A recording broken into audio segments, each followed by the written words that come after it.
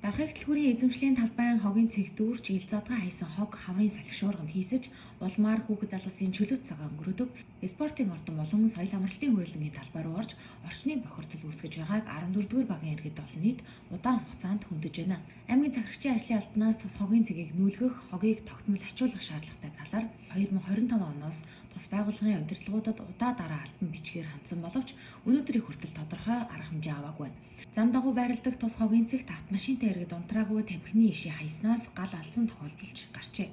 Иймд аймгийн захирагчийн орлогч Батбачир, захирагчийн ажлын алба, 14-р багийн иргэдийн нийтийн хурал, багийн засаг дарга нар өнөөдөр тус байгууллагын төлөөллөдөө биечлэн уулзаж энэ сарын 24-ний өдөр буюу Баасан гараг гэхэд хогийн цэгийг аюулгүй талбайд нүүлгсэн байх шаардлагыг хүргүүллээ. За тэгэхээр дархай хөтөлбөрийн бодлоготой өнөөдөр бас хариуцсан хүмүүстэй ерөнхий инженер болон ерөнхий нягтлантай нас уулзт хэлээ. За ингээ аймаг засаг даргаас бол энэ хогийн цэгийг зохицуулалттай болгох чиглэл талаар бол одоо өөрөг даалгаврууд өгөгдсөн.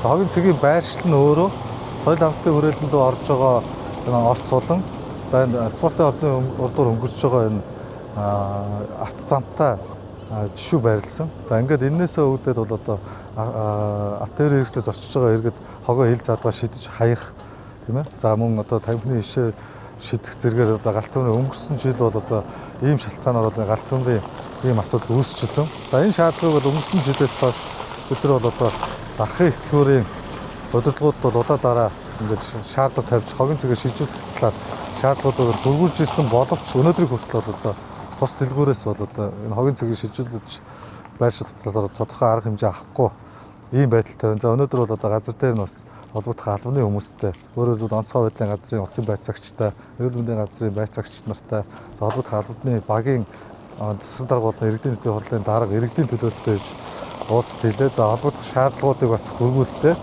За ингээд тухайн аж ахуйн байгууллага манаас эдгээрс тавьсан шаардлагыг хүлээж авахгүй байдлаар бас янз янзын байдлаар саналаа илэрхийлж байна. За ингээд ямар ч гэсэн энэ 7 хоногийн 5 дахь өдрийн дотор одоо энэ хогийн цэгийг байрлалыг шилжүүлж энэ одоо гараад байгаа зөрчил дутагдлаа арилгах талаар бол одоо шаардлага бол хөргөж ажиллаж байна. За 14-р багийн нутаг дэвсгэрт байдаг одоо энэ дархай их дэлгүүртэй холбоотой асуудлууд бол сүүлийн 3-4 жил бол тасралтгүй үргэлжилж байгаа. За өнгөрсөн хавар одоо багийн иргэдийн нийтийн хурлын дарга зөвлөл за холбогдох одоо багийн дарга аймгийн иргэдийн нийтийн хурлын 14-р багаас гарсан хүмүүс ирээд за энэ дархай их дэлгүүртэй бол хоёр асуудлыг ирсэн. Нэгдүгээрт одоо энэ та бүхний үсгээд байгаа төр хогийн цэг чинь нийтийн орчинг одоо бохирдуулж байна.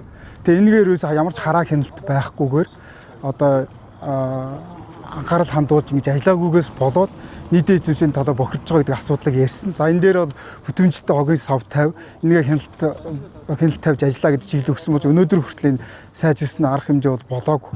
Тэгээд өнөөдөр уулзалт хийгээ явахаар эдгэрийн ярьж байгаа зүйл нь юу гэхээр та нар одоо энэ цэгээ бид солихгүй, байршуулахгүй гэдэг ийм л асуудал яриад байгаа.